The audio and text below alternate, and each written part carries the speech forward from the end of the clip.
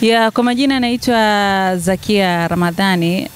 Mchezo wa dabi ya Kariakoo na utazama ni mchezo mgumu sana. Ukizingatia ni mchezo ambao unakwenda kufanya maamuzi makubwa sana. Hususan maamuzi ya kumtafuta bingwa wa ligi kuu soka Tanzania bara msimu huu wa 2024-2025.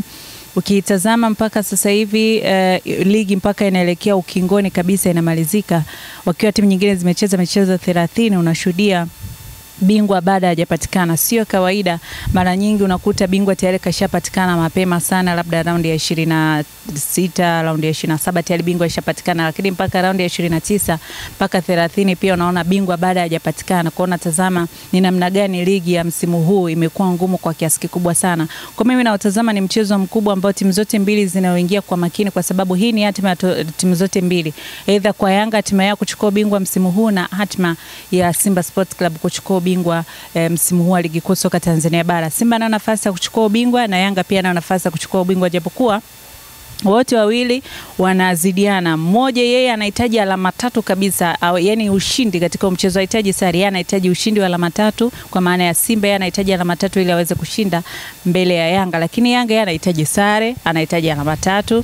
Yeye ndicho anachokihitaji zaidi ili aweze kutawazwa kuwa bingwa msimu wa ligi kuu soka Tanzania bara. Pia kutokana na waamuzi kutoka nje. Ugumu inawezekana pia kwa sababu waamuzi hawaijui, yani hawaifahamu ligi ya Tanzania, lakini pia inawezekana wanaifuatilia dabi, wanajua kwa Tanzania kuna dabi, na dabi kubwa ambayo yenye msisimuko mkubwa kwa maana ya mashabiki kujitokeza kwa wingi, hamasa ya kutosha. Watakuwa wanajua na watakuwa wanaijua ile pressure ya dabi na ikoje. Kwa hiyo mimi niseme ugumu pia utakuwepo, kwa sababu waamuzi wenyewe watachezesha kwa kufuata sheria 17 za mpira wa miguu. Tofauti unakuta waamuzi wa Tanzania anakuwa anawaza itakuwaje sasa, huyu labda akipata faulu nikamnyima, akipata penalty nikamnyima, itakuwa ni pressure juu ya pressure. Mimi nisema waamuzi wa kutokea Misri hawana pressure, kwa sababu wanajua kwamba wao ni kazi yao. Wametoka Misri, wamekuja kwa ndege kuja Tanzania kuchezesha mpira, kuchezesha huu mchezo, baada ya hapo wataondoka. Kwa hiyo mimi niseme ni kama hawana pressure, lakini sioni ugumu kwa waamuzi kufanya maamuzi katika mchezo leo. Kulingana na mchezo, unafikiri katika Simba na Yanga ipi ambayo ina pressure zaidi? Yenye pressure mimi niseme ni Simba, kwa sababu Yanga wao option zao tayari zishajulikana, wapate sare na kushinda huu mchezo. Wao option zao ndivyo hivyo, lakini wasifungwe ndicho anachokizingatia zaidi. Simba wao pressure iliyopo wanahitaji alama 3. Yani fanye iwavyo wapate alama 3. Wakipata sare ndio imeishia hapo, wao sio mabingwa.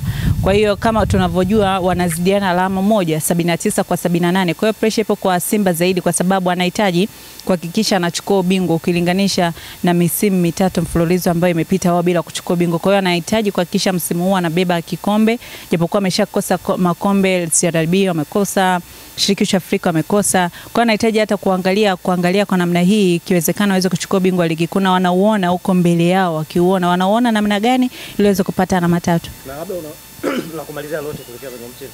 La kumalizia ni kwamba mpira binafsi mimi naamini mchezo upo, unachezwa.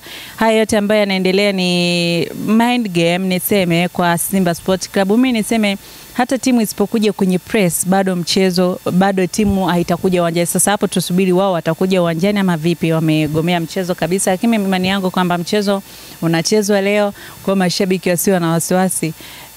Saa 11 pale tukutane Benjamin Mkapa.